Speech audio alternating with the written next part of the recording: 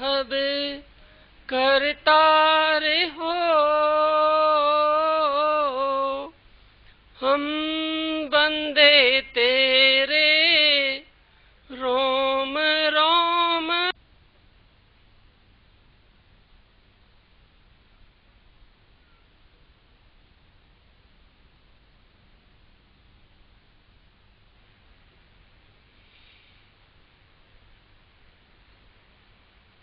स्वामी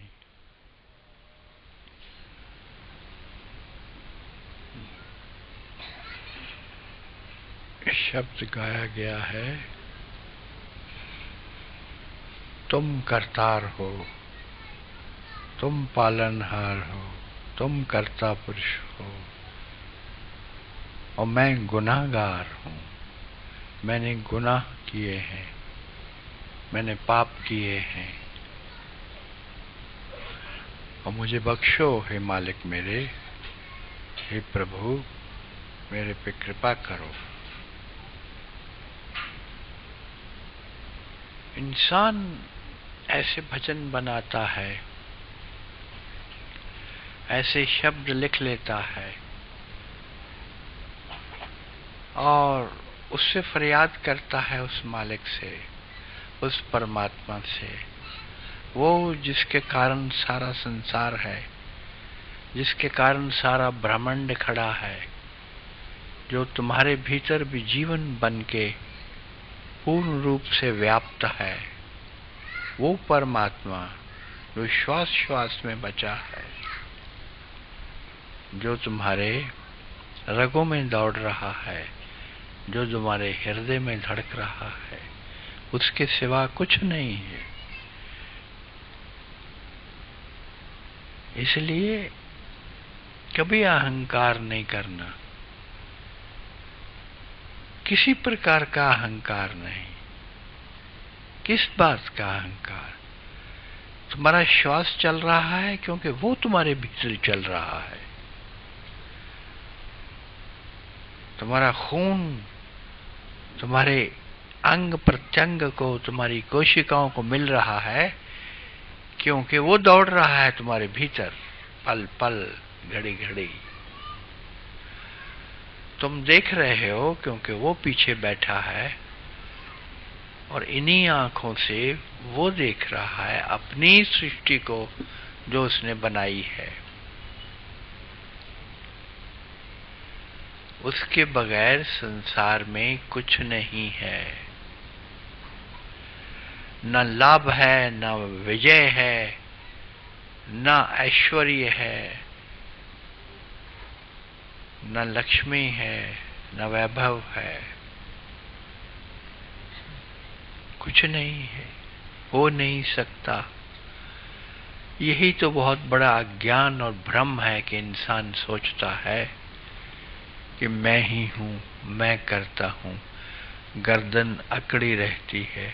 मैं कई सालों से यहाँ आता हूँ, बहुतों की गर्दन अकड़ी देखता हूँ, लेकिन हैरानी इस बात की है कि सत्संग में आते हैं, सिर भी ढकते हैं, बैठते हैं मेरे पास, फिर भी अकड़ नहीं गई,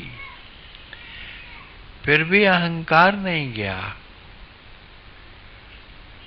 सतगुरु के सानिध्य में बैठना, सत्संग में आना, सबसे पहले उसका लाभ उसको होता है। सत्संग तब घटित होता है जब तुम्हारा अहंकार नहीं रहता। अब ये शब्द अभी भी यहाँ गाया गया, शायद रिकॉर्ड कर रखा था, रिकॉर्डेड है। हाँ, किसने गाया?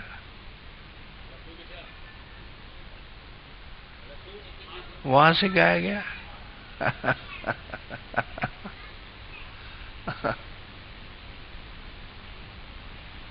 शब्द तो प्यारा है।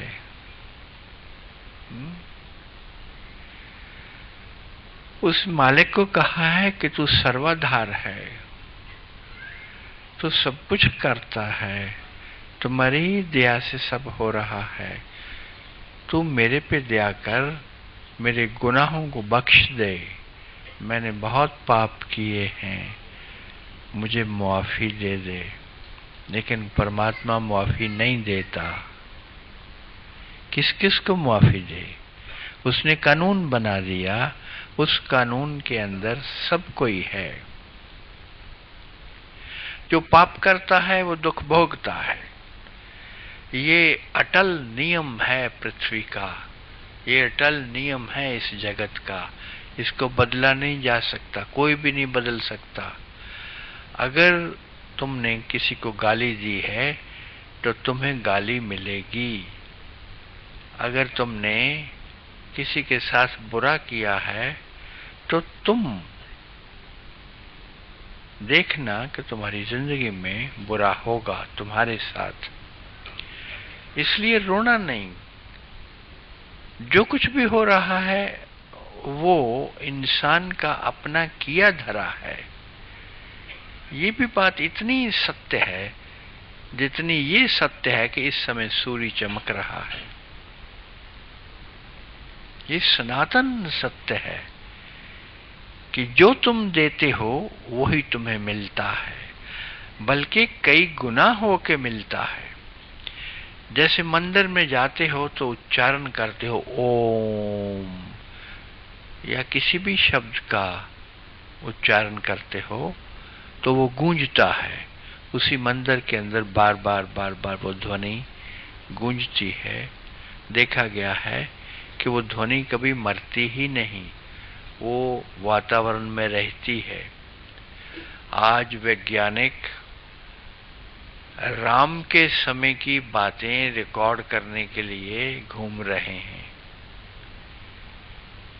राम पंचवटी में गए या राम वनों में गए, राम ने युद्ध किया रावण के साथ, लड़ाई की।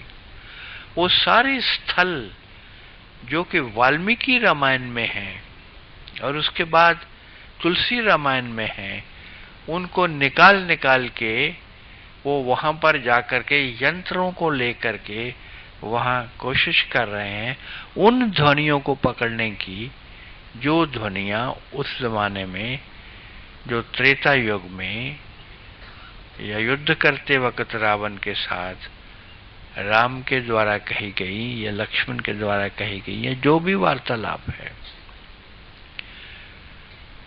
और उनको यकीन है कि वो कामयाब होंगे। अभी तक कामयाबी मिली नहीं।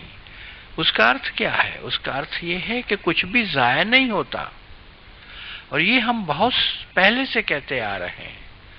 वैज्ञानिक तो अब लगे हैं इस तरफ। हमने बहुत पहले से कहना शुरू किया कि जो कुछ भी इंसान बोलता है, जो कुछ भी सोचता है, जो कुछ भी इंद्रियों के द्वारा करता है, वो कभी भी नाश नहीं होता, वो सदा रहता है। और उसी के मुताबिक तुम्हें सुख और दुख मिलता है। वही सब कुछ घूम घूम के तुम्हारे आंगन में ही आके गिरता है, तुम्हारे ऊपर ही आके गिरता है, और तुम्हें वो भोगना पड़ता है। उससे इंसान बच नहीं सकता।